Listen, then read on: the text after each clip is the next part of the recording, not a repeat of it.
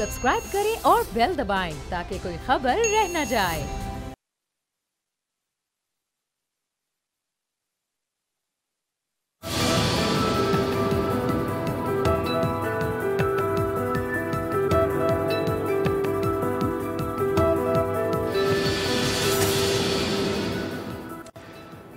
अस्सलाम वालेकुम व्यूअर्स, मैं हूं आपके साथ अमीर अब्बास और आप देख रहे हैं तब्दीली। इमरान खान साहब, उनकी पार्टी और ऑपोजिशन की जमातों के दरमियान ये जो लफ्ज़ों की जंग है, ये तो 3 साल से चल रही है और लग रहा है कि ये 2023 तक और फिर 2023 के इलेक्शन के दौरान ये चलती रहेगी यूं ही।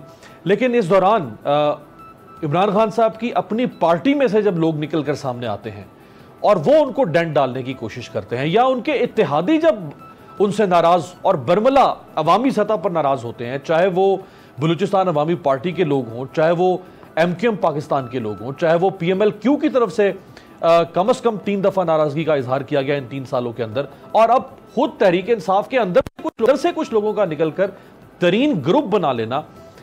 इमरान खान साहब अपने मुखालिफिन से क्या कामयाबी से लड़ेंगे अगर वो अपनी पार्टी के अंदर ऐसे अनासर से कामयाबी से नहीं लड़ पा रहे? लड़ाई से मुराद ये कि उनको डील नहीं कर पा रहे, तो वो ऑपोजिशन को कैसे डील करेंगे?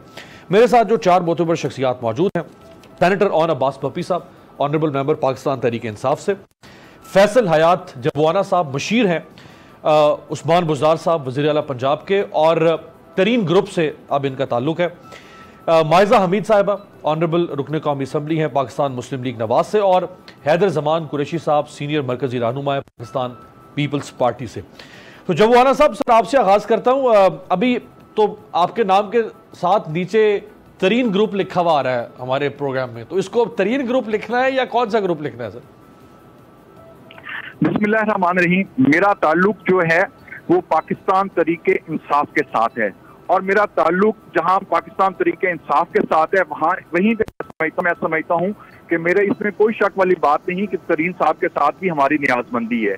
आप जो मर्जी लिखें, क्योंकि मैं बुनियादी तौर पे पाकिस्तान तरीके इंसाफ का हिस्सा हूँ, पाकिस्तान तरीके इंसाफ का रुकन हूँ और पंजाब असम्बली का मेंबर हूँ। ये आप पे डिपेंड करता है, लिखें जो मर्जी, लेकिन मेरी पहचान जो है वो पाकिस्तान तरीके इंसाफ है। और मेरा फैसल भाई, आप ये हमारे कंधे पे ना रखें कि हम क्या लिखें। ये तो आप लोगों ने खुद तरीन ग्रुप बना लिया, 40 लोग, 32 MPs, 8 MNs। तो आप लोगों ने कहा ये तरीन ग्रुप है, कौमी असम्बली में भी अलहदा सीटें होंगी, पंजाब असेंबली में भी अलग सीटें होगी। अब आप हमें कह रहे हैं कि हम आपको क्या लिखें? लेकिन तो थोड़ी सी पिक्चर क्लियर करने की जरूरत है। हम लोग जो हैं जो तरीन साहब के साथ हमदर्दी रखते हैं, तरीन साहब के साथ इनके इशू पे जो है वो खड़े हैं। उनका पॉइंट ऑफ व्यू ये है कि हम हुकूमत का हिस्सा हैं और हुकूमत में होते हुए पार्लिमानी लीडर्स नहीं होते बल्कि लीडर ऑफ द हाउस होता है। इसी तरह जो वफाक में भी leader of the house prime minister of Pakistan Imran Khan साहब हैं, और पंजाब में भी लीडर ऑफ द हाउस जो है वो उस्मान बुज़दार खान साहब हैं। तो मैं समझता हूं कि उसके अंदर जो पार्टीज के अंदर लोगों की एसोसिएशंस भी होती है। आपने जो क्योंकि डायरेक्टली जो है बात एक्सेस उस लेवल की नहीं होती। जिन लोगों की पार्टी के साथ मेहनत होती है, जो पार्टी के साथ कुछ अर्सा गुजारते हैं, तो उनकी अपनी पार्टी के अंदर भी एक पहचान होती है। उस पहचान को अगर पार्टी के हवाले से देखा जाएगा तो वो यकीनन पाकिस्तान तरीके इंसाफ होगा, और उसके अंदर अगर ग्रुप्स के हवाले से देखा जाएगा, न्याजमंदी के हवाले से देखा जाएगा, जो कि हमारा एक कल्चर है, तो मैं इसमें कोई दूसरी राय नहीं कि मेरा ताल्लुक जो है जहांगीर खान फैसल साहब, न्याजमंदी तो किसी के साथ भी हो सकती है। न्याजमंदी अभी हैदर जमान कुरैशी साहब पीपल्स पार्टी से हैं, आपकी न्याजमंदी उनसे भी हो सकती है, लेकिन हम ये नहीं लिख सकते फैसल हयात जबुआना हैदर जमान कुरैशी ग्रुप, या आपकी न्याजबंदी नून लीग वालों से भी हो सकती है। तो हम ये नहीं लिखेंगे कि आपका फलाना नून लीग का ग्रुप है। ये तो डिक्लेयर्ड ग्रुप बन गया ना। ये लिखना है तो आप लिखें फैसल हयात जबुआना पाकिस्तान तरीके इंसाफ। तरीके इंसाफ नहीं, तरीके इंसाफ इमरान खान ग्रुप या तरीके इंसाफ तरीन ग्रुप? क्योंकि आप तरीन ग्रुप थे, लेकिन आप तरीके इंसाफ हमारे लीडर जो हैं पाकिस्तान तरीके इंसाफ के जो चेयरमैन हैं, हमारे जो लीडर हैं, जो हमारे क्या कहते हैं प्राइम मिनिस्टर ऑफ पाकिस्तान, वो इमरान खान साहब हैं।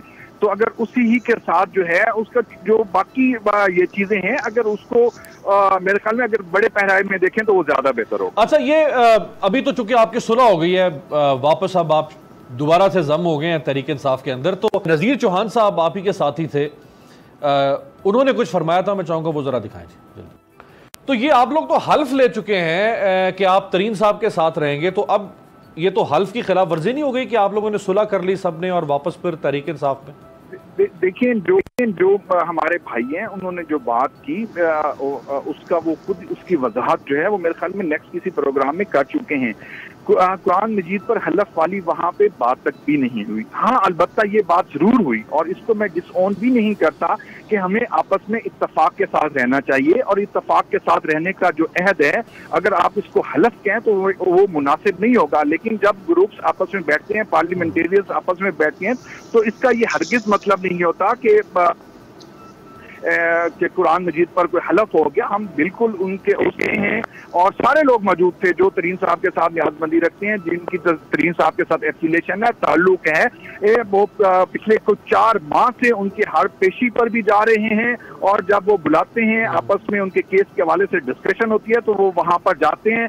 और खास तौर पे जो हमारा पॉइंट ऑफ व्यू था कि हम प्राइम मिनिस्टर पाकिस्तान के पास जाएं और अपना एजेंडा तरीन साहब के केसेस के हवाले से ये रखें कि पीएम ऑफिस में जो है कुछ अहबाब ऐसे बैठे हैं जो कि इसमें कोई फर्स्ट क्रिएट करने की कोशिश कर रहे हैं। जब हम तमाम पार्लियामेंटेरियंस जो हैं तकरीबन कोई 23-32 मिनट मिलाकर प्राइम मिनिस्टर पाकिस्तान को मिले थे तो उन्होंने जब यकीन दहानी करवाई कि अली जफर साहब जो हैं वो इस यहीं पे देखते हैं क्या सिविल लिटिगेशन बनती है या क्रिमिनल ऑफेंस बनता है, जो हमारा पॉइंट ऑफ व्यू था। तो मैं समझता हूं कि उस वक्त तक बिल्कुल इंतजार करना चाहिए। एक लम्हे के लिए सर, आपने कहा फैसल साहब के प्राइम मिनिस्टर साहब से मुलाकात हुई। जब प्राइम मिनिस्टर साहब से मुलाकात हुई आपके ग्रुप की, उसके बाद तरीन ग्रुप बन रहा है। इसका मतलब है कि जो भी आपकी शिकायत थी जहांगीर तरीन साहब के हवाले से वो हल नहीं हुई थी तो आपने ग्रुप बना दिया। अच्छा, पहले आपके ग्रुप ने कहा, सर एक लम्हे के लिए, पहले आपके ग्रुप ने कहा कि हमें शिकायत है विफाक से कि विफाक जहांगीर तरीन को विक्टिमाइज कर रहा है। अभी जहांगीर तरीन खुद क्या फरमा रहे हैं कुछ दिन पहले, जरा ये दिखाएं जी। फैसल साहब, ये कुछ समझ नहीं आ रही, इसका मतलब है कोई कंफ्यूजन है, मकसद कुछ और है, बन कुछ और गया है। देखिए, इसी का जो फर्स्ट पहला क्लिप है अगर वो भी चला देते तो चीजें क्लियर हो जाती, जिसमें जहांगीर खान तरीन साहब ने कहा मैं पाकिस्तान तरीके इंसाफ का हिस्सा था, मैं पाकिस्तान तरीके इंसाफ का हिस्सा हूं और पाकिस्तान तरीके इंसाफ का हिस्सा रहूंगा, जो कि आपने अपने शुरू में भी चलाया। बात यह है कि उसके बाद उन्होंने कहा, और ये बात दुरुस्त है, जो खान साहब जहांगीर खान तरीन ने बात की वहां पे एशिया पे कुछ हमारे कॉलीग थे जिन्होंने कहा कि हमारे साथ जो है गवर्नमेंट ऑफ पंजाब की तरफ से ज्यादती की जा रही है। तो उस पे जो है कुछ दोस्तों की ये राय थी कि हमें जो है अपने चीफ चाहिए और इनके जो इश्यूज हैं उनको एड्रेस करना चाहिए। तो उसी पहराए में जो है जहांगीर खान तरीन साहब ने बात की और वो बात जब जो है चीफ मिनिस्टर साहब के नॉलेज में आई तो चीफ मिनिस्टर ऑफिस से बाकायदा तौर पर राब्ता किया गया और हमारी तरफ से भी राब्ता किया गया, जो कि तरीन साहब के नॉमिनेट थे। उनका आपस में बैठ के मीटिंग्स हुई और उस मीटिंग का जो है नतीजा ये निकला कि उसमें कुछ जो गलतफहमियां थी वो मेरे ख्याल में दूर हो गई हैं। दूर हो गई। अच्छा, अब इसी में जरा कुछ फरमाइएगा, फिर मैं क्लियर हो जाए, फिर मैं बाकी मेहमानों को भी शामिल कर लूं। यहाँ कुछ फरमाइएगा कि ये अभी जो आपकी सेटलमेंट हो गई है, आप आपस में मुफाहमत हो गई है, तो ये ऐसी क्या गिदड़ सिंगी थी ये ओवरनाइट, ये किसने रिलीफ दे दिया है, किस किस्म का रिलीफ है, हुआ क्या है आखिर के इतने एक्सट्रीम पॉइंट पे आप चले गए थे तरीन साहब का ग्रुप और अचानक जो है आप शीरो शक्कर हो गए? देखिए, एक पार्टी के अंदर रहते हुए अगर कुछ चंद लोगों को तहफ़्फ़ुज़ात होते हैं तो यकीनन जो है पार्टी के बड़े ने ही एड्रेस करना होता है और उन्होंने ही इश्यूज को सॉल्व करना होता है। मैं समझता हूं कि जो पार्टी के बड़े हैं उन्होंने जब तमाम पार्लियामेंटेरियन से मुलाकात की और हमें यकीन दहानी करवा दी, तो उस यकीन दहानी के बाद जो है हमें उस रिपोर्ट का इंतजार भी करना चाहिए और उस पर एतमाद का इजहार भी करना चाहिए। जो पंजाब के इश्यूज थे, तो इसी तरह पंजाब के इश्यूज जो हैं वो सीएम ऑफिस से जब आया, उन्होंने एड्रेस किया, उन्होंने बुलवाया और एक आपस में बैठ के अंडरस्टैंडिंग हुई। तो मैं समझता हूं कि जो पंजाब में बड़े थे उन्होंने पंजाब का इशू सॉल्व किया और जो मरकज के हवाले से थे वो प्राइम मिनिस्टर पाकिस्तान ने दहानी कराई। यकीन दहानी का मकसद ये कतई नहीं कि कोई एहतसाब पर कंप्रोमाइज किया जा रहा है, बल्कि ये इस बात की यकीन दहानी कराई कि मेरिट के मुताबिक जो है वो फैसला होना चाहिए। ऑनरबाज बप्पी साहब, सर ये जब पूरी तरह से आर्म ट्विस्टिंग हो गई आपकी हुकूमत की और यहां तक ऐलान हो गया कि भाई देखते हैं फिर आप बजट कैसे मंजूर करवाएंगे, ऐसी की तैसी फिर बजट जरा मंजूर करवा के दिखाएं। तो ये फिर उसके बाद इसका मतलब है कि आप इन्होंने आपके नर्व्स के साथ खेला है ना, तो आपके प्रेशर पॉइंट्स पे रखे इन्होंने अंगूठे और आप मान गए। अभी सर मैं पिछले 3 दिन टॉक शोज पे जाता रहा और गुफ्तगू सुनता रहा, सिवाय पहले एक शो के अलावा जिसमें बदामी साहब का टॉक शो था, जिसमें नजदीक चौहान साहब ने शायद गुफ्तगू की थी at the spur of a moment, और फिर उसके रिस्पांस में एक किसी गवर्नमेंट के स्पोक्स पर्सन ने गुफ्तगू कर दी। आप इन 2 इंटरव्यूज को एक मोमेंट के लिए साइड पे रख दीजिए और फिर आप फैसला था जम्बुआना से लेके आप बशारत चीमा, अब्दुल्ला दस्ती, किसी को भी उठा के देखिए, किसी भी दोस्त ने, चाहे वो मेंबर ऑफ प्रोविंशियल असेंबली था या मेंबर ऑफ नेशनल असेंबली, उसने कोई हार्डकोर किस्म की ऐसी कोई लाइन नहीं ली जिसको वो आज रिफ्यूट कर रहा हो या रिग्रेट कर रहा हो। उन्होंने पहले दिन जो लाइन थी आज भी वही खड़े हैं कि हमारा with in the party line एक रिजर्वेशन है और हम चाहते हैं क्योंकि हम हमारी एक ताल्लुक है, और ये नॉर्मली हमारे इन इलाकों में पंजाब में इस तरह होता है कि सिंपैथेटिक ग्राउंड्स पे एक दूसरे अटैचमेंट हो जाती है, और हम चाहते हैं कि हम मिलके वो जो पॉलिटिकल विक्टिमाइजेशन का इनका नैरेटिव है, हम चाहते हैं उसको गवर्नमेंट एड्रेस करे, और ये इनका पहले दिन से जो पॉइंट ऑफ व्यू था वो आज भी यही है।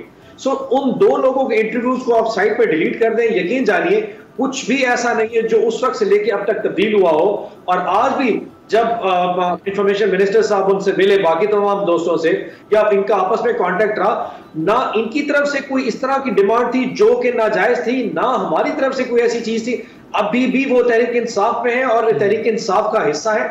उस्मान बुजदार साहब से जब इनकी कल मुलाकात हुई है तो किसी ने कोई डेवलपमेंट फंड की बात नहीं की, किसी ने किसी इंतकामी कार्रवाई की बात नहीं की। उनका पॉइंट वही था कि जी हम समझते हैं कि तरीन साहब के इशू को एक ऐसे तरीके से देखा जा सके जिसको वो पॉलिटिकल विक्टिमाइजेशन का रंग ना दिया सके। अब हम इसको मतलब एक नया रंग देने के लिए किसी भी तरीके से बना सकते हैं। आप अगर फैसल भाई की सारी बात सुन लें, मतलब उन्होंने किसी जगह भी नहीं कहा। फैसल साहब तो खैर फ्रॉम डे वन, फैसल साहब तो खैर फ्रॉम डे वन उन्होंने कोई ऐसी इमरान खान साहब के खिलाफ बात नहीं की। वो बड़े उन्होंने रिस्पॉन्सिबल तरीके से उनका कंडक्ट रहा है थ्रू आउट ये 3-4 दिन। बाकी ग्रुप जो है उसमें से बहुत सारे लोग जो हैं वो बात करते रहे हैं। सर आप इतना तो आसान नहीं है ना उसको अंडू करना। वो स्पर ऑफ अ मोमेंट पे कोई जज्बात में कुछ कह जाए, वो उन तमाम, मैंने अब तकरीबन 4-5 दोस्तों से ऐसी बात हुई जो सिशाई में गए थे, क्योंकि मेरा ताल्लुक जनूबी पंजाब से, मैंने इन तमाम के साथ दोस्तों के साथ काम किया हुआ है। तो उनमें से किसी ने भी ये नहीं कहा कि मैं उस रात को जो नजीर चौहान साहब कह रहे थे मैं उसको इंडोर्स करता हूं। सबने ही कहा कि उनका जाती पॉइंट ऑफ व्यू है, और हमने उस इशाये पे या उस मुलाकात पे ऐसी किसी चीज का ना ओथ उठाया ना कमिटमेंट की कि हम वो नैरेटिव लेंगे। अच्छा बप्पी साहब, सर ये जो इश्यूज इन्होंने अब सामने रखे हुए हैं पब्लिक कंजम्पशन के लिए, पीछे तो सबको पता है कि कहानी क्या हो सकती है तरीन साहब के हवाले से, लेकिन जो सामने इश्यूज हैं वो गवर्नेंस के इश्यूज हैं, वो लोकल सतह पे हल्कों के मसाइल हैं, अवामी मसाइल हैं। बिल्कुल वो राइट है इनका कि वो उठाएं, लेकिन ये मसाइल तो आपके हर एमएनए एमपीए के हैं। हर एमएनए एमपीए कह रहा है कि गवर्नेंस के इश्यूज भी हैं, लोकल गवर्नमेंट्स काम नहीं कर रही हैं, फंड्स नीचे नहीं आ रहे हैं, सड़कें, नालियां, गलियां, ये सारे मसाइल हैं। तो ये मसाइल तो हल नहीं हुए लोगों के, फिर ये 40 लोगों के मसले कैसे अचानक हल हो गए? जिस किस्म का फिस्कल डेफिसिट के साथ पंजाब अपने पांव पे बड़ी मुश्किल से खड़ा हो रहा था, हमें पीएसडीपी की जो स्कीम थी जो कि डेवलपमेंट सेक्टर में नॉर्मली दी जाती हैं, उसको देने के लिए हमारे पास पैसा नहीं था। आज अगर नेशनल अकाउंट्स कमेटी ने 4% ग्रोथ को इस साल के लिए अज्यूम किया, ये पहली दफा हमें ब्रीदिंग स्पेस मिली है कि पाकिस्तान की इकोनॉमी अपने पांव पे खड़ा होने जा रही है, जिसके नतीजे में 3 main sectors, large scale manufacturing, बड़ी जो सनतें हैं, हमारा ज़राअत का शोबा और हमारी कंस्ट्रक्शन की इंडस्ट्री, वो आउट परफॉर्म करेंगे उस प्रोजेक्ट से जो हम सोच रहे थे। आज हमें अल्हम्दुलिल्लाह आप कह सकते हैं कि अब हमारी जो चीजें कुछ बेहतर होंगी। देखिए गवर्नेंस छोटी मोटी कमी बेशियां हर जगह हो जाती हैं, जहां घरों में लड़ाई हो वहां छोटे इश्यूज भी बड़े नजर आते हैं। अब मैंने एक दोस्तों से पूछा कि यार ये जो इंतकामी कार्रवाई है जिसका आप जिक्र कर रहे हैं क्या है, तो उसने कहा जी वो मैंने फोन किया था तो वहां पे डीसी ने ये कहा, या कहीं पे ट्रांसपोर्टिंग। तो छोटे छोटे इश्यूज हर बंदे के होते हैं, वो हमारे इन तो दोस्तों के भी हैं जो कि वक्तन फवक्तन बाकियों के जिस तरह रिजॉल्व होते हैं वो इनके भी रिजॉल्व हो जाएंगे। सो इश्यूज बड़े कभी भी नहीं थे। मैं उस्मान बुज़दार साहब की यकीन करें, मैं उनसे मतलब मेरा तो क्योंकि हमारे इलाके के हैं बड़े, मेरा उनसे ही इज वेरी मतलब एक वो ना सॉफ्ट किस्म का स्पोकन इंसान है, वो दोस्तों की बात सुनता भी है और उनको एड्रेस करने की कोशिश भी करता है। यस, वो जो बुलंदो बाग एक कॉन्सेप्ट होता है ना शहबाज शरीफ टाइप, एक वो मौला जट वाला जो है, वो यकीनन उसको उनको सूट वो प्रॉब्लम वो पहनना नहीं आता, या वो नारे मारने नहीं आते, या वो मीडिया जो है ना वो एक पंचिंग बैग बन जाते हैं टाइम्स, वो उनमें नहीं है। अदरवाइज मेरे ख्याल में मेजॉरिटी इश्यूज तो इन दोस्तों के एड्रेस होते रहे, अगर कोई कमी बेशी है तो वो इंशाल्लाह अभी भी हो जाएंगे, लेकिन मेजर इशू इन दोस्तों का कोई इतना खास नहीं था उस पर। राइट, कुरैशी साहब, सर ये वाकई कोई इतना मेजर इशू नहीं था कि 40 लोग अलहदा हो गए और उन्होंने कहा जी हम ग्रुप बना रहे हैं, बजट पास नहीं होने देंगे। ये इतना कोई छोटा इशू था जिसके ऊपर इतना बड़ा स्टांस आ गया?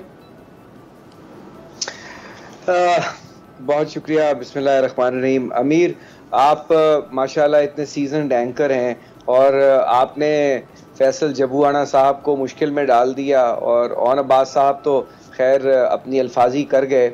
आप ऐसा करें, फैसल जबूआना साहब के नाम के आगे जो कह रहे हैं ना हम ग्रुप में तो हैं लेकिन ग्रुप में नहीं भी हैं, आप ये लिख देना Pakistan Tehreek Insaf vice chairman group, तो पता चल जाएगा कि ये वो उस ग्रुप में है या उस ग्रुप में नहीं।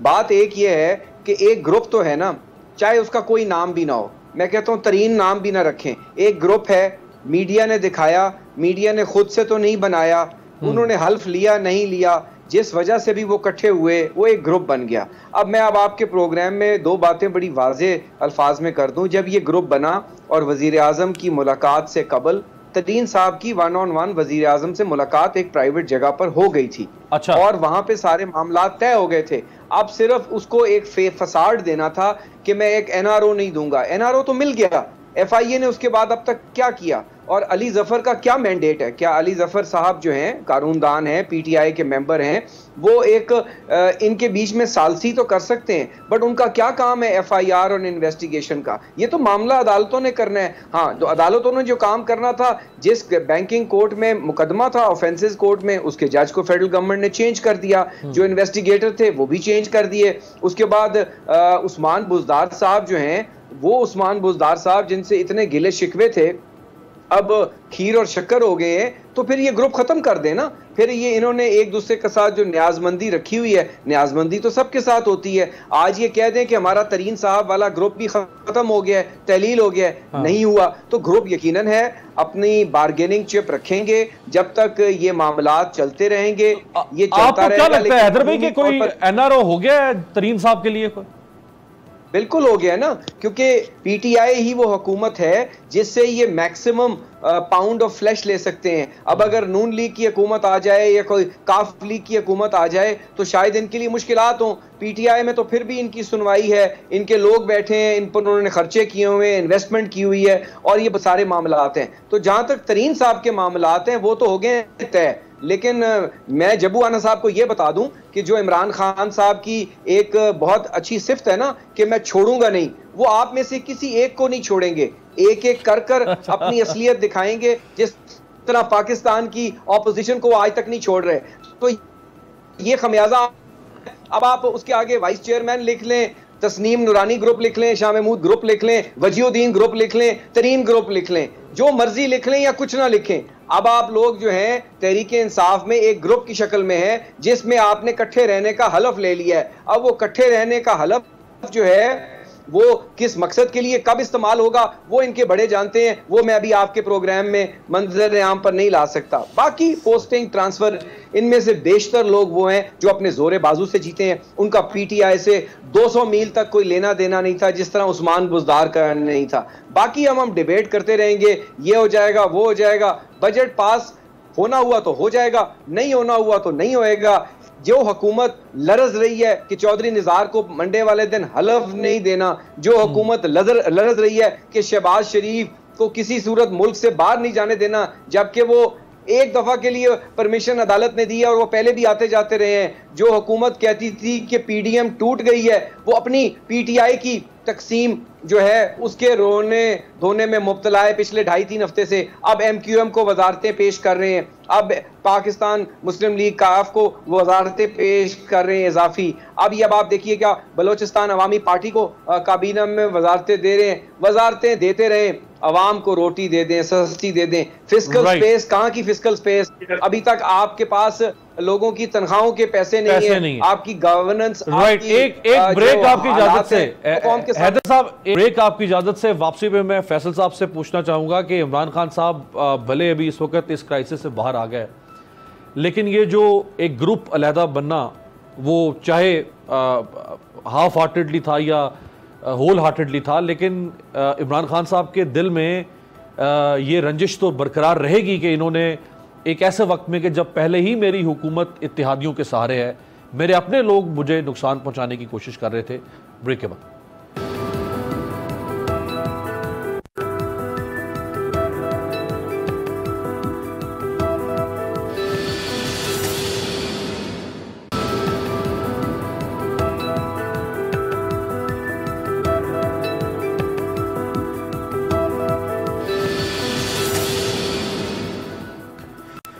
ब्रेक के बाद खुश आमदेद। फैसल साहब, आप सीनियर पॉलिटिशियन हैं, बहुत सारे लोग जो शायद नहीं जानते होंगे, आप 2002 की पंजाब असम्बली में भी शामिल थे, उस वक्त भी आप MPA थे। अभी भी आपका इतना अपना पॉलिटिकल क्लाउट है कि आप इंडिपेंडेंट जीत कर आए हैं और आपने तहरीक इंसाफ को ज्वाइन किया। उससे पहले 90s में आपके जो वालिद थे गजनफर अली खान जबुआना, वो 2 दफ़ा MPA रह चुके हैं पंजाब असम्बली में। इतने सीनियर पॉलिटिशियन होते हुए और एक पॉलिटिकल फैमिली से, आपको लगता है कि प्राइम मिनिस्टर इमरान खान साहब जो हैं वो सब गुडी गुडी हो जाएगा, उनके दिल में ये रंजिश, नाराजगी या गुस्सा नहीं रहेगा कि इन्होंने मेरे साथ ये क्या किया? सबसे पहली बात तो ये है कि जब किसी शख्स की पहचान बन जाती है तो वो पहचान रहती है, उसको पहचान को खत्म होते हुए टाइम लगता है। जहांगीर खान तरीन साहब जो हैं, उनकी जो पहचान है वो पाकिस्तान तरीके इंसाफ से पहले भी थी, लेकिन जब वो पाकिस्तान तरीके इंसाफ का हिस्सा बने तो उन्होंने पाकिस्तान तरीके इंसाफ के लिए उनकी खिदमत जो हैं वो न सिर्फ मैं बल्कि पार्टी के जो वर्कर्स हैं वो भी ऑन करते हैं, और उनका 2018 के इलेक्शन में एक कलीदी किरदार है। तो मैं समझता हूँ कि ये बात जो है इसको न सिर्फ मैं, पाकिस्तान इमरान खान साहब भी ऑन करते हैं। और उसकी शहादत मैं इस तरह दे सकता हूँ कि जब हमारी मीटिंग थी तो मीटिंग में प्राइम मिनिस्टर पाकिस्तान ने ये बात कही कि जहांगीर खान तरीन साहब की पार्टी के लिए खिदमात हैं, और न सिर्फ खिदमात हैं बल्कि वो मेरे पुराने दोस्त हैं, और न सिर्फ मेरे दोस्त हैं बल्कि उनकी फैमिली भी मेरे लिए बहुत काबिल एहतराम है। तो ऐसी बात नहीं कि जहांगीर खान तरीन साहब का जो उनकी पहचान है वो है और वो डेफिनेटली रहेगी। जो अब आपका सवाल है कि क्या इमरान खान साहब के दिल में ये रहेगी खंदिश के, उसके बारे में ये बताना चाहता हूँ। जब हमारा पहला मौक़िफ़ क्या था, जब हम जहांगीर खान तरीन साहब के साथ जाया करते थे तो हमारा पॉइंट ऑफ व्यू क्या था, हम उनकी पेशी पर जाते थे तो हम सिर्फ एक डिमांड करते थे कि EM ऑफिस से जो हमें खर्चा है कि कोई इन्वॉल्वमेंट हो रही है वो इन्वॉल्वमेंट नहीं होनी चाहिए। और हम उनके पास गए और जाने उन्होंने इस बात की यकीन दहानी करवाई और करवाई। ये जो शिकायत है आपकी, यानी आपके ग्रुप की या तरीन साहब की शिकायत अगर है तो ये बिल्कुल बजाय शिकायत है कि प्राइम मिनिस्टर ऑफिस से कोई कर रहा होगा। सर, मेरा सवाल यह है कि प्राइम मिनिस्टर ऑफिस से कोई एक ब्यूरोक्रेट वो इतना अफलातून या ताकतवर तो नहीं हो सकता कि वो जहांगीर तरीन जैसे इतने इन्फ्लुएंशियल पॉलिटिशियन और इतने बिग विग बिजनेस टाइकून के खिलाफ इदारों को इस्तेमाल करना शुरू कर दे? ये कैसे हो सकता है सर? देखिए, जब उन्होंने उस हमारी जो शिकायत थी या रिक्वेस्ट थी उसको एडजस्ट कर लिया और अली जफर साहब की ड्यूटी लगा दी, तो हम सेटिस्फाई हो गया कि अली जफर साहब जो हैं वो दोनों की समाअत करने के बाद फैसला करने की पोजीशन में है कि क्या ये क्रिमिनल ऑफेंस बनता है या नहीं बनता। अब उनकी रिपोर्ट आने का इंतजार करना चाहिए और उनकी रिपोर्ट पर हमें पूरी तरह इत्तेफाक है। और ना सिर्फ यही तो सवाल है जहांगीर खान यही तो मसला हुआ सर, यही तो मसला हुआ कि जिस वक्त पहले मुलाकात हुई प्राइम मिनिस्टर अमीर जी साहब, can I just ask, I'm sorry to interject, एक चीज की जरा वजाहत ले लें। जबुआना साहब माशाल्लाह बहुत एक बड़े खानवादे से इनका ताल्लुक है, हमें बहुत एहतराम है।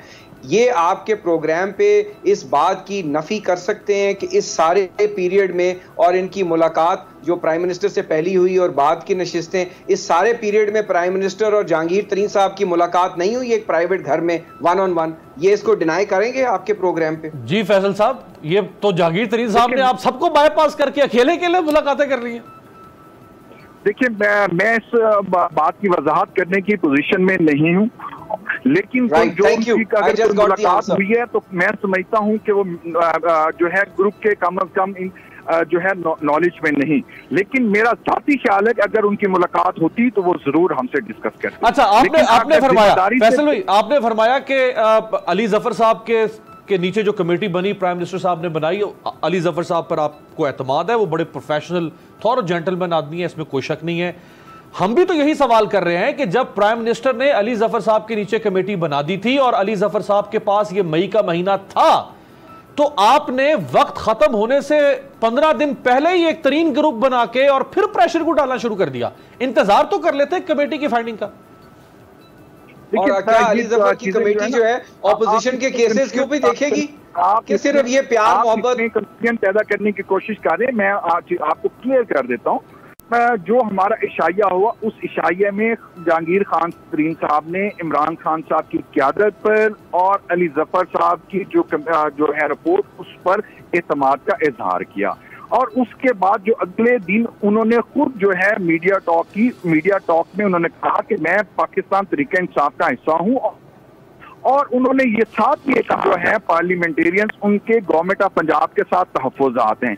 जो उन्होंने तहफ़्फ़ुज़ात का जिक्र किया वो वेरी नेक्स्ट डे जो है वो तहफ़्फ़ुज़ात सीएम ऑफिस से एड्रेस हुए और उस पर जो है एक दूसरे के साथ मीटिंग हुई। तो मैं समझता हूँ कि इसमें कोई ऐसी बात नहीं जिस बात की वजह से जो है वो ज्यादा शोर शराबा होना चाहिए। उन्होंने प्राइम मिनिस्टर पाकिस्तान पर भी एतमाद का जिक्र किया और जो गवर्नमेंट ऑफ पंजाब की तरफ से था वो बात भी एड्रेस होगी। सेनेटर साहब अब सिचुएशन बड़ी इंटरेस्टिंग हो गई है। साहब, क्या अली जफर साहब की कमेटी जो ऑपोजिशन के खिलाफ FIA, नैब, एंटी करप्शन वाली पॉलिटिकल इंतकामी कार्रवाइयां हो रही हैं जिसपे सुप्रीम कोर्ट की जजमेंट्स भी आ गई हैं, क्या अली जफर साहब की कमेटी ऑपोजिशन के खिलाफ जो इस वक्त इंतकामी कार्रवाइयां हो रही हैं 3 साल में छोड़ूंगा नहीं वाली ऑपोजिशन वाले केसेस को भी देखेगी अली जफर की कमेटी? यही सवाल नहीं देखेगी सेनेटर साहब, दौरे पाकिस्तान दौरा मयार क्यों है? सेनेटर साहब, यही सवाल आपके सामने आ गया। इमरान खान साहब ने कहा था 2 नहीं 1 पाकिस्तान होगा। आपके अपने लोग शोर मचाएं, आप उनको सेटिस्फाई करने के लिए कमेटी बना दें। सारी ऑपोजिशन धूप पे खड़ी होकर शोर मचा रही है कि जी हमारे साथ इंतकाम लिया जा रहा है, उनके लिए कोई कमेटी नहीं। सर भाई, पहले तो मैं कंफ्यूज हो गया था कि प्रोग्राम आप कंडक्ट कर रहे हैं या हैदर जमान साहब कर रहे हैं, लेकिन आई एम श्योर कि आप चेयर पर बैठे तो आप ही कंडक्ट कर रहे हैं, वरना मुझे तकरीबन गुमान हो रहा था कि शायद वो चला रहे हैं उसका प्रोग्राम। नंबर 2, मैं इनकी बात जवाब देने से पहले एक और रिस्पॉन्ड कर दूं कि मैं कह रहा हूं कि हमारे दरमियान कोई दरार नहीं है। फैसल जब्बू वाला सब कह रहे हैं कि हमारा PTI में कोई दरार नहीं है, लेकिन हैदर जमान साहब मजिद है कि इनमें दरमियान है। वो हमारी सराइकी की मिसाल है कि पराई जांच वाला कॉन्सेप्ट है।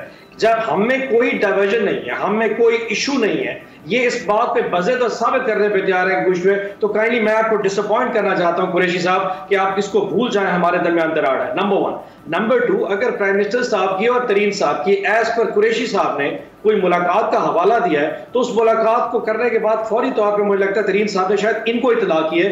ना जबवाना साहब को पता है, ना प्राइम मिनिस्टर साहब ने हमें बताया है, वो शायद इनको इसे पता है। सो ऐसी एजम्पशन और ऐसी हवा में पत्ते खेलने से बाज आए और इस तरह की जिससे गुफ्तगू जिसमें कोई क्रेडिबिलिटी ना हो उससे परहेज किया जाए। अब मैं आ जाता हूं अली जफर साहब। हुआ ये था कि जब ये सारे दोस्त प्राइम मिनिस्टर से मिले थे तो इनका पॉइंट, अगर आप लीगल वैल्यूज को थोड़ा स्टडी कर लें तो जो FIR तरीन साहब पे दर्ज हुई है उसमें जो पॉइंट है शुगर का, उसमें पॉइंट ऐड नहीं है, और जो मनी लॉन्ड्रिंग और बाकी जो इश्यूज हैं एक्सपोर्ट की रिबेट के हवाले से वो FIA के दायरा कार में नहीं आते, वो SECP के दायरा कार में आते हैं, सिक्योरिटी एंड एक्सचेंज कमीशन के दायरा कार में आते हैं। एक मेन जो पॉइंट था उनका यही था कि इसमें क्रिमिनल इन्वेस्टिगेशन नहीं बनती, ये टैक्स इवेजन के केसेस हैं, या FBR देखेगा या SECP देखेगा, FIS को देखने का मजाज नहीं है।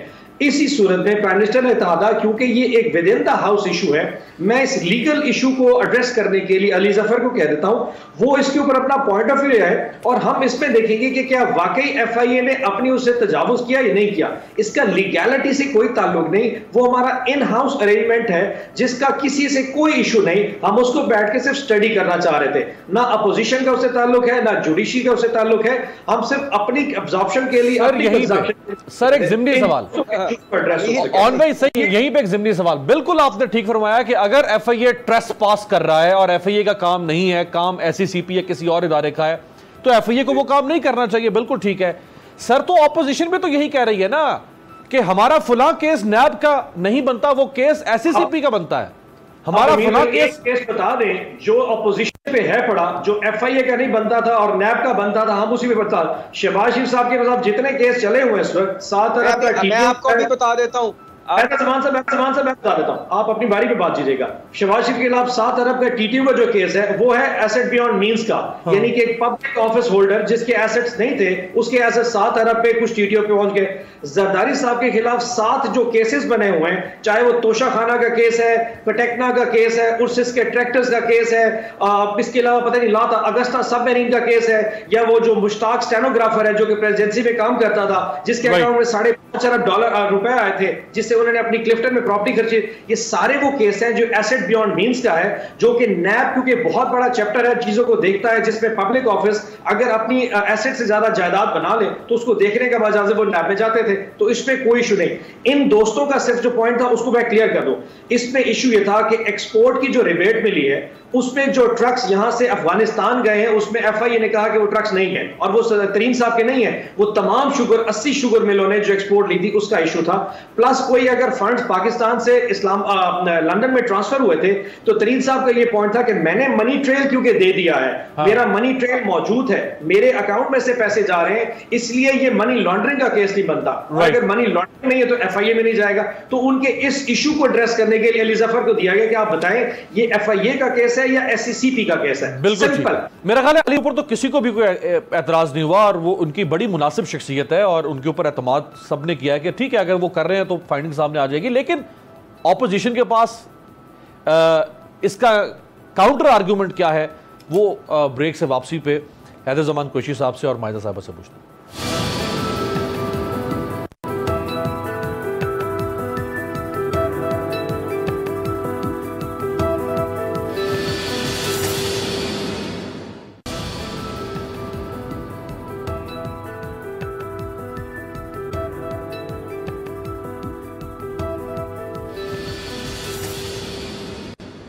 ब्रेक के बाद खुश आमदेद। हैदर जमान कुरैशी साहब वो फरमा रहे हैं कि जहांगीर तरीन साहब की शिकायत ये थी कि मेरा केस एससीसीपी का बनता है, एफआईए का नहीं बनता। ऑन अब्बास बप्पी साहब कह रहे हैं कि आपके तो सारे केसेस माशाल्लाह नैब के बनते हैं, आपके काम ही ऐसे थे कि वो नैब ही के दायरेकार में आते थे। तो आपके पास कोई ऐसा केस है कि आप जहां कह सके कि नहीं हमारा केस फलां जगह का बनता है, फलां का नहीं बनता?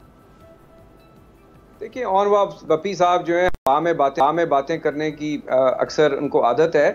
तोशा खाना केस इनकी हुकूमत में बना, ये कहते हैं कि माजी की हुकूमतों में बने।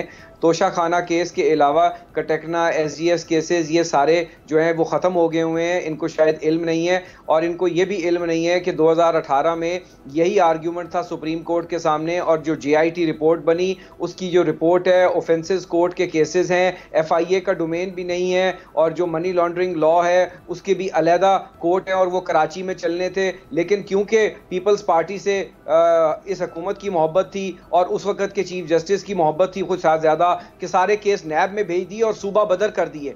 अब सवाल ये पैदा होता है कि हम भी यही कहते हैं कि ये SCCP, FBR और बैंकिंग ऑफेंसेस कोर्ट के केसेस हैं, लेकिन ऑपोजिशन के लिए इनको नैब भिजवाना पड़ता है, लेकिन इनके लिए अली जफर देखेगा। फर्ज कर लें अली जफर साहब ये कहते हैं कि जी ये FIA की डोमेन है या FBR की है, क्या वो कानून है? क्या वो सुप्रीम कोर्ट से मावरा है? 2018 की जजमेंट में जब ये साकिब निसार साहब ने ये सेटल कर दिया है कि ये केसेस जो दूसरे कवानीन के हैं और सूबा सिंध में चलने चाहिए थे ये नहीं, ये नैब को भेजे जाएंगे, तो वही असूल फिर इनके ऊपर भी लगना चाहिए ना। और ये कह देना कि नहीं जी इनके केसेस तो हैं, इनके कहने से तो नहीं हो जाएंगे ना, वो केस हैं आज भी मौजूद है और ये मामला अब भी सुप्रीम कोर्ट में अपील हुई है नैब के खिलाफ। पाकिस्तान पीपल्स पार्टी की लीडरशिप की कि ये केसेस जो हैं नैब को गलत भेजे गए हैं। अगर आपने उनके केस भेजे हैं तो तरीन साहब के और ऑपोजिशन के केस तो इंक्वायरी स्टेज पे ही उठा लिया जाता है। यहाँ कौन सी अरेस्ट हुई है, यहाँ कौन सी कार्रवाई हुई है, और आपने पहले ही NRO दे दिया है। दूसरी बात ये है अमीर अब्बास साहब कि ये डील कर चुके हैं, ये नहीं, ये आपके सामने आज नहीं तो कल उस मुलाकात की तफसीलात भी आ जाएंगी। अच्छा। ये मीडिया की कुछ सेक्शन में भी रिपोर्ट हुई है और ये गलत बयानी से गुरेज कर रहे हैं। और मुझे क्या जरूरत है आप में ग्रुप बनाने की? 2 हफ्ते आपके ग्रुप बनते रहे, नशिस्तें होती रही, आधे दर्जन से ज्यादा खाने बन गए। मुझे बताएं किसी और आपके रहनुमा ने कोई इफ्तारी दी, किसी के घर खाना हुआ? हमें क्या जरूरत है? आपकी पूरी जमात में 3600 ग्रुप हैं पार्टी इलेक्शन से लेके, और आप इनको मनाते रहें, इनको रुसाते रहें। हमें इससे कोई गर्ज नहीं है, ना हमें कोई खुशी है ना कोई गमी है। आपकी कारकर्दगी आपके जो वोटर हैं वो देख रहे हैं। तीसरी बात यह है कि ये कह देना कि कोई मिसाल नहीं है, मिसालें मैंने आपको दे दी हैं। सिवाय तोशा खाना रेफरेंस के ओमनी ग्रुप के जितने केसेस, जरदारी साहब के जितने केसेस, सेनेटर सलीम मांडवी वाला पे जितने केसेस, ये सारे फेक अकाउंट के केसेस हैं। जबकि फेक अकाउंट की डेफिनेशन ही नहीं है ना एंटी मनी लॉन्ड्रिंग लॉ में, ना ही आपके उन अकाउंट्स के केसेस के अंदर। इस पे हजारों जजमेंट्स हैं। लेकिन पाकिस्तान पीपल्स पार्टी की क़यादत के खिलाफ एक टारगेटेड अप्रोच की गई। इसी तरह मुस्लिम लीग की क़यादत के खिलाफ जो कानून मौजूद है वहां केस नहीं भेजते। वो सर से पांव तक तैयबा गुल की हथकड़ियों में चूमती हुई नैब जो है उसकी तो आज तक फोरेंसिक नहीं करवाई। अरशद मलिक की तो करवा ली, इसकी फोरेंसिक क्यों नहीं करवाते? तो ये बात ये है कि हवाओं में बात नहीं करनी चाहिए, फैक्ट पे बात करनी चाहिए। अली जफर साहब अगर जो भी रिपोर्ट आएगी, अली जफर साहब की जो भी रिपोर्ट आएगी, पहले तो आप उनको लॉ मिनिस्टर बनाने जा रहे हैं, तो आप जो भी वो रिपोर्ट देंगे उसकी कोई कानूनी हैसियत नहीं है। और अगर आपने उनकी रिपोर्ट के ऊपर अमल दरामद किया और उन्होंने कह दिया कि ये FIA के केसेस नहीं है, ये नैब के केसेस हैं, तो क्या आप नैब में भिजवाएंगे? बिल्कुल ठीक है। मैं ऑन में अगर आप इजाजत दें तो मैं माइदा साहिबा से लेके जज चेंज कर दिया, आपने इन्वेस्टिगेटर चेंज कर दिया। जी जी, अब आप अली जफर कमेटी बना रहे हैं इन्वेस्टिगेशन को ओवररूल करने के लिए। मैं ओमनी की बात नहीं करता, मैं आपको सिर्फ आखिरी नैब ने जो रेफरेंस फाइल किया, जो लेटेस्ट पिछले महीने फाइल किया है, मैं सिर्फ उसकी तफसील बता दूं, डिसीजन आप कर लें कि वो नैब का केस है। आखिरी रेफरेंस की फाइल की जरूरत ही नहीं है ना, वो तो तोशा खाना है। तोशा खाना तो मैं कह रहा हूं कि उसका कोई ताल्लुक नहीं है, तोशा खाना केस का कोई ताल्लुक ही नहीं है मनी लॉन्ड्रिंग से। वो कुछ और बता रहे हैं। जी जी अमीर भाई, सिर्फ एक और चीज, आखिरी जो रेफरेंस था वो ये था, इनके जरदारी साहब ने एक शख्स था, उसका नाम मुश्ताक था, कराची से उसको लाया, प्रेसिडेंसी में उनके साथ स्टेनोग्राफर था, 5 साल प्रेसिडेंसी में रहा। उसके अकाउंट में 5.6 अरब रुपया ट्रांसफर हुआ, पैसे का कहीं से भी आया होगा। उसके अकाउंट में से जरदारी साहब ने जो आखिरी ट्रांजैक्शन की 35 करोड़ रुपए मुश्ताक स्टेनोग्राफर के अकाउंट में से निकाल के क्लिफ्टन के अपने जो घर है इनका जरदारी हाउस, बिलावल हाउस के साथ वाली प्रॉपर्टी परचेज की, एग्जैक्टली पूरा कैश लगा के और उसको अपने एसेट में डिक्लेयर कर दिया।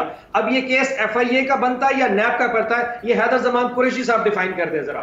बस ये केस बनता है offences in respect of banks का, ये स्टेट बैंक का केस है। क्या ये STR ट्रांजैक्शन है, ये सस्पिशियस ट्रांजैक्शन है, ये बैंकिंग कोड का केस बनता है, ये नैब का केस नहीं बनता। चले ठीक हो गया। माइदा साहिबा, ये जो अभी तरीन साहब वाला सारा एक फियास्को हुआ है, ये जरा बताइए कि अब अगर तो जहांगीर तरीन साहब के खिलाफ केसेस खत्म हो जाते हैं या केसेस आगे नहीं चलते या वो बरी हो जाते हैं, तो इंप्रेशन ये आएगा कि उनको NRO दिया था इमरान खान साहब ने, इसलिए ये सब कुछ हुआ।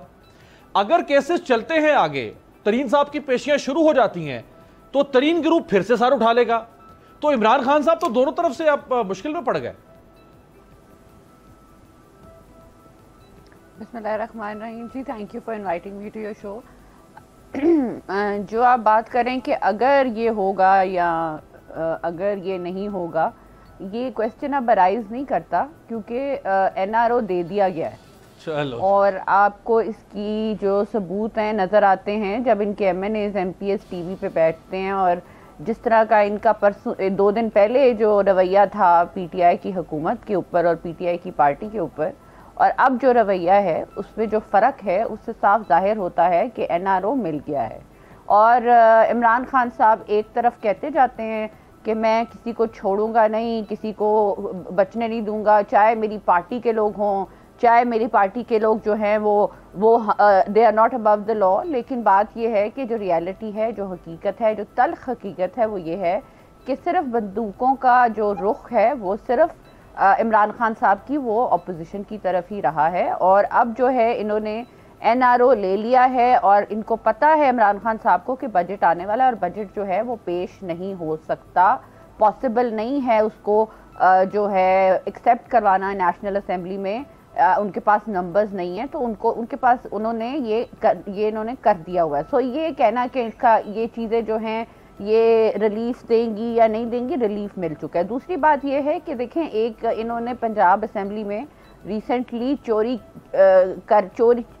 की तरह, चोरों की तरह एक शुगर पंजाब ये शुगर फैक्ट्री एक्ट जो है इंडस्ट्री का, वो जो है वो इन्होंने पास करवाया चोरी छुपे, और वो उसमें क्लॉजेस थी, कुछ जो ऐसी क्लॉजेस थी जो जिनका चीफ मिनिस्टर साहब कहते हैं कि मुझे भी नहीं पता था और बाकी लोग भी कहते हैं हमें नहीं पता था, वैसे ही पास हो गया चोर दरवाजे से।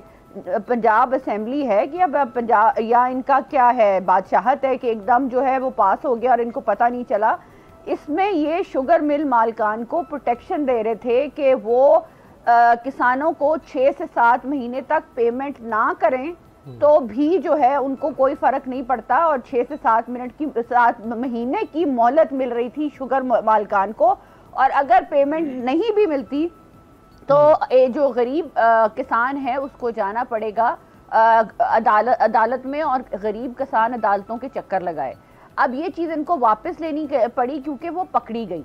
तो इस किस्म की चोरियां जो करते हैं, और जो लोग जो है शुगर माफिया है या चीनी माफिया है या अद्वियात माफिया है, ये सारे माफिया जो है ये माफ हो चुके हैं। हमें मीडिया PMLN को या पीपल्स पार्टी को मीडिया ट्रायल का हिस्सा बनाया जाता है। अच्छा ये एक और सवाल का जवाब फिर मैं ऑन साहब से हमारे लिए दोनों सवालों का जवाब ले लेंगे। मैं एक और बात बता एक और बात ऐड करना चाहती हूँ मैं, सिर्फ कि ये जो आर्ग्यूमेंट हो रही है कि क्या ये मामला FBR का है, FIA का है या किसी का है, क्या ऑपोजिशन को ये चॉइस दी जाती है कि वो चूज कर सकें कि हमारा मामला आप FBR को दे दें, FIA को दे दें या किसी और महकमे को दे दें? तरीन साहब को ही या इनके माफिया को वैलिड क्वेश्चन है। माइजा बता दें, जो नवाज शरीफ साहब के ऊपर ये कोई हमला वमला हो रहा था, ये क्या हुआ है लंदन के अंदर, ये कौन इसमें इन्वॉल्व हो सकता है? देखिए, मैं इसकी शदीद मज़म्मत भी करती हूँ और मैं समझती हूँ कि ये बहुत चीप किस्म की टैक्टिक्स है, लेकिन आपको पता है कि हमारी जो ऑपोजिशन है, अनफॉर्चुनेटली ऐसे लोग भी उसमें शामिल हैं जो है इखलाक से गिरी हुई हरकतें करते हैं, तो मेरा तो इशारा उस तरफ ही होगा। चलें जी, ऑन अब्बास साहब, दोनों सवालों के सर, ये नवाज शरीफ साहब के साथ कोई आपकी पार्टी वार्टी का या क्या हो सकता है, कोई रोल? या अमीर ये शुगर पे मैं भी एक बात करूंगा, आप ऑन साहब से बात कर लें। शुगर लॉ के ऊपर जो बात की है माइजा ने, मैं बताता हूं कि इन्होंने किया क्या उसके। बप्पी साहब सर, जो नवाज शरीफ साहब के साथ हुआ, मेरी अपनी जितनी इंफॉर्मेशन है, इनके साथ कोई नासिर भट्ट साहब होते हैं शायद, और आई होप यू अंडरस्टैंड कि जी कोई लेन देन का अगर तनाजा हो वेस्टर्न सोसाइटी में, खासतौर पे इंग्लैंड के अंदर, तो वहां पे इंडिपेंडेंट एजेंसीज होती हैं, जो रिकवरी यूनिट्स होते हैं, जो रिकवरी के लिए अगर कोई लोग डिफॉल्ट कर जाए तो उसके घरों पे खुद जाके पैसे रिकवरी करने के लिए पहुंच जाते हैं। तो उनका प्राइवेट लेन देन का मसला था, क्योंकि नासिर भट्ट साहब नॉर्मली नवाज शरीफ साहब के घर में पाए जाते हैं, इसलिए वो लोग गए थे। अब उसको भी आप हमारे जिम्मे डाल दे तो मतलब मैं माजरत ये उधार वापसी वाले गए हुए थे वहां भट्ट साहब के पास? मेरे ख्याल में जो कल रात को पढ़ा, मेरे पास इतनी इन्फॉर्मेशन है, इसके अलावा कोई और इन्फॉर्मेशन आपके पास हो तो ये उनका सिलसिला होगा, ये प्राइवेट अफेयर था उनका। नंबर 2, शुगर के हवाले से मैं थोड़ा क्लियर कर दूं, पाकिस्तान की हिस्ट्री में अमीर भाई आज तक ऐसा नहीं हुआ, मैं क्योंकि शुगर मिल थोड़ा सा खुद भी जिम्मेदार हूं, आज तक हमने 6 महीने से पहले कभी किसी शुगर मिल वाले ने पेमेंट नहीं की। और अमूमन ये होता था कि 180 रुपए मन अगर रेट होता था तो कटौती करने के बाद 160 रुपए, और वो भी बड़े मतलब जोर के बाद 160 या 70 रुपए हमें आगे मिलते थे। ये तो तारीख में पहली दफा हुआ है कि हमारी गवर्नमेंट ने लागू किया है कि ना सिर्फ ये कि 180 की जगह 300 रुपया मन अदा किया जाएगा, बल्कि 15 दिन का टाइम दिया गया है कि 15 दिन के अंदर अंदर जितना शुगर केन गन्ना आपकी फैक्ट्री में उतरा है आप उसकी पेमेंट देंगे। एक चीज। अब ये दूसरा जो ऑर्डिनेंस की बात कर रहे हैं, मुझे उसकी डिटेल का अंदाजा नहीं है, बट मैं ये जरूर कह सकता हूं कि अगर ऐसा कोई ऑर्डिनेंस आ रहा था वो उसी दिन ही रिपोर्ट किया गया चीफ मिनिस्टर हाउस को, और उसी दिन उन्होंने इंस्ट्रक्शन जारी कर दी गई थी कि इसमें ये जो फ्लानिंग क्लॉज, वो एक क्लॉज थी जिसका ये बीबी हवाला दे रही है, जिसका मुझे एग्जैक्टली अंदाजा नहीं है, लेकिन उस क्लॉज को फौरी तौर पे रिवर्स करके वापस ले लिया गया था। सो ये तो गवर्नमेंट गन्ने वाले उसको जो है ना बेनिफिट देना जा रही है। और एक चीज और ऐड कर दूं, शायद आप मतलब थोड़ा सा कि पाकिस्तान की तारीख में पहली दफा 8 crore 10 lakh million ton metric ton जो है ना उसकी प्रोडक्शन हुई है जी गन्ने की, और गन्ने की टोटल फसल जो है वो 17% पहले से ज्यादा है, जिसकी वजह से इस इकोनॉमी में 400 अरब रुपए का एग्रीकल्चर की पूरे हमारे फील्ड में इजाफा हुआ है। और जो नेशनल अकाउंट्स कमेटी की मीटिंग की जो फिगर आई है उसमें सबसे बड़ा पोर्शन तो गन्ने की फसल का आया। बिल्कुल, उसके बावजूद लास्ट 10 सेकंड प्लीज कमेंट कर दें आप जो शुगर के ऊपर करना चाह रहे हैं। सर अब 10 सेकंड्स में तो बहुत मैं नहीं कर सकता। वो कानून जो है प्राइवेट मेंबर डे पे हुकूमत ने पास करवा लिया है, उसका नाम है sugar control factories amendment act 2021, और उसमें जो फार्मर प्रोटेक्शन थी 1950 से चलती आ रही थी, ये so called pro farmer government ने विड्रॉ कर ली है। सबसे बड़ी प्रोटेक्शन थी कि 15 दिन में सीपीआर की पेमेंट होनी थी, उसको खत्म कर दी है, और क्रशिंग सीजन जो 1 अक्टूबर को शुरू होना था उसको 30 नवंबर कर दिया है। टोटल केन कमिश्नर और गवर्नमेंट का कंट्रोल, और फार्मर कंप्लेंट करके शुगर की ये तो बेनिफिशियरी फिर इसका मतलब है शुगर मिल ओनर्स होंगे। कुरैशी साहब अलहदा प्रोग्राम करें, किसान इत्तेहाद वाले लाएं, किसान को जिबा कर दी। बिल्कुल, ये बड़ा अहम प्रोग्राम के एंड के ऊपर बड़ा अहम एक और मौजू उठा दिया गया है मेहमानों की तरफ से। बहुत बहुत शुक्रिया तीनों मेहमानों का। आपसे मुलाकात होगी कल। देखते रहिएगा तब्दीली।